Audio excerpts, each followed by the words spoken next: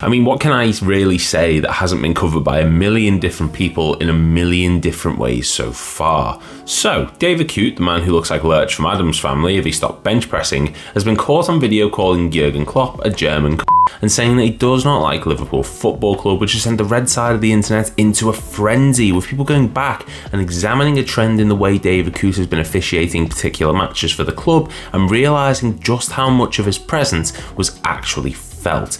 Welcome to Good Sport Reviews, and this is 5 controversial David Coote Liverpool moments. And if you are new around here, please make sure to click like and subscribe. Thank you very much.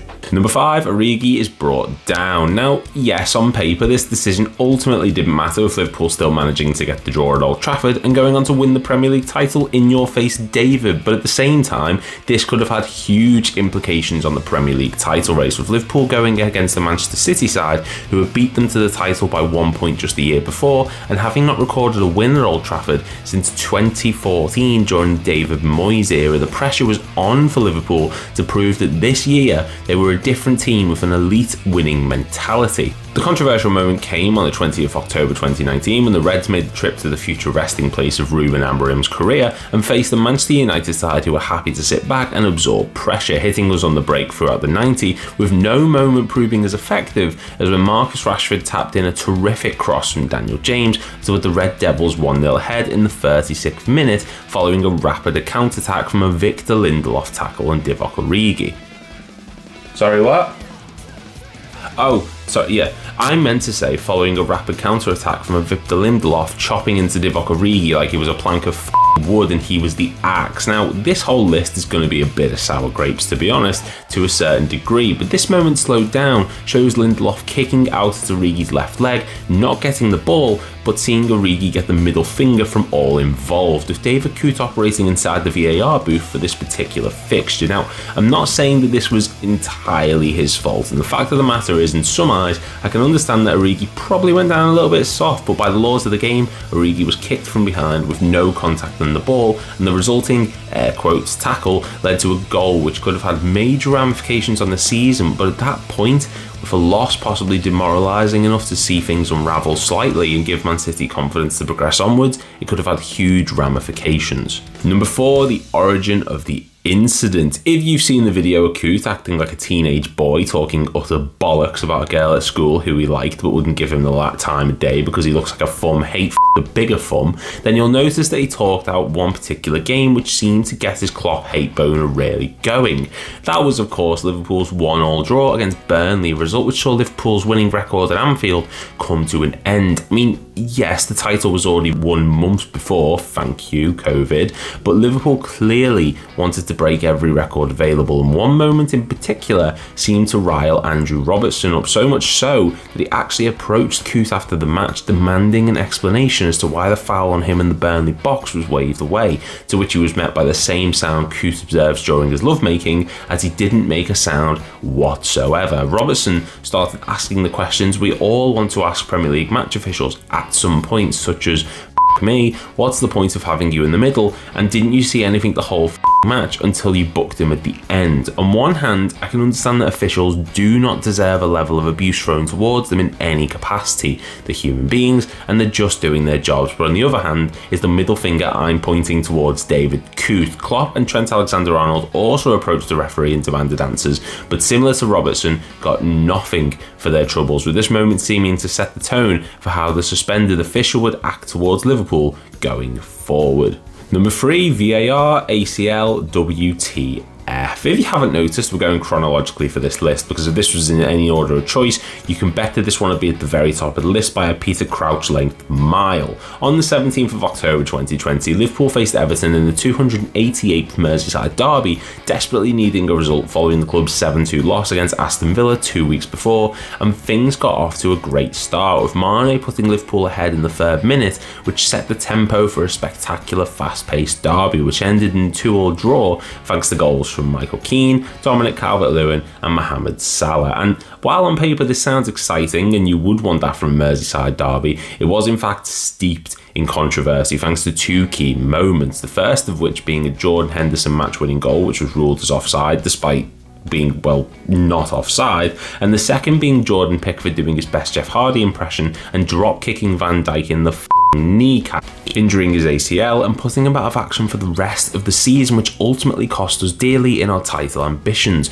Looking back, I can somewhat excuse the Mane offside leading to the Henderson goal, because at least that's marginal, but what on God's green earth was marginal about this? Pickford gets anything but the ball, and according to several reports which came out after the match, David Coote was working on VAR, forgot to check for a red card. I'm sorry? How do you forget to check for a red card level offence when a player's leg has been turned into shredded beef? And not only that, but finding out the reason for it is because David Coote was too busy looking for an offside. Just priorities out of whack, or what?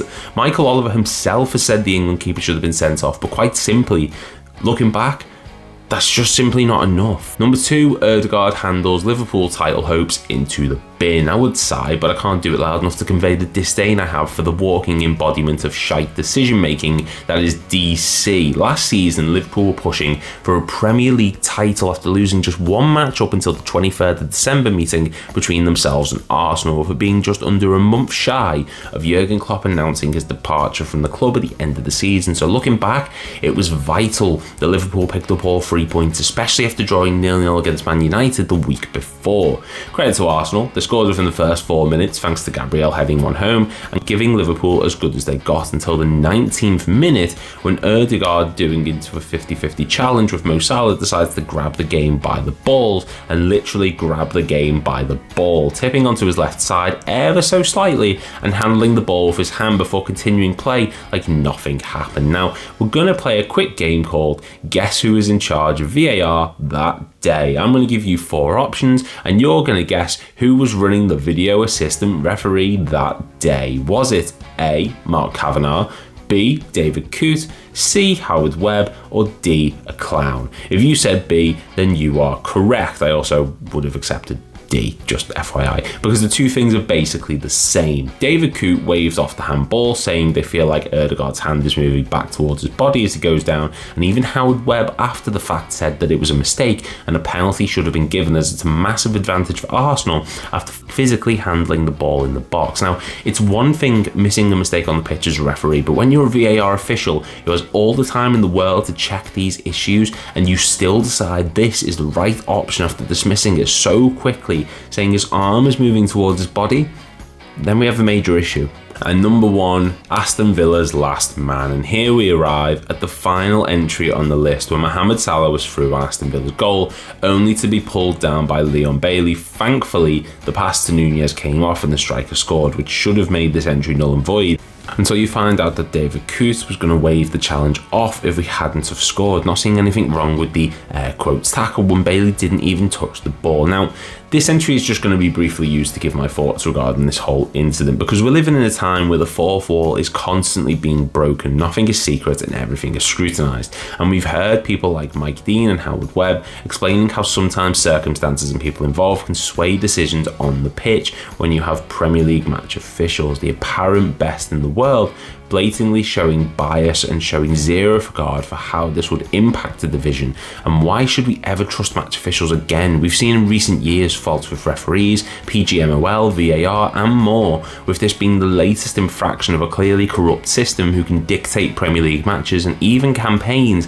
as they see fit. VAR was brought in to reduce the level of scrutiny and controversy throughout the season, and instead, now more than ever, there's a spotlight on moments like this. Coote should never be allowed to officiate in this league again. There needs to be a serious discussion over how the league progresses beyond this moment, this alcohol-induced moment of disrespect for one of the Premier League's greatest ever managers, and a club who many people say have been crying wolf and playing victim, but have somewhat been vindicated by these recent events. And that's our list. If you're new around here, please make sure to click like and subscribe, and I'll see you all in the next video.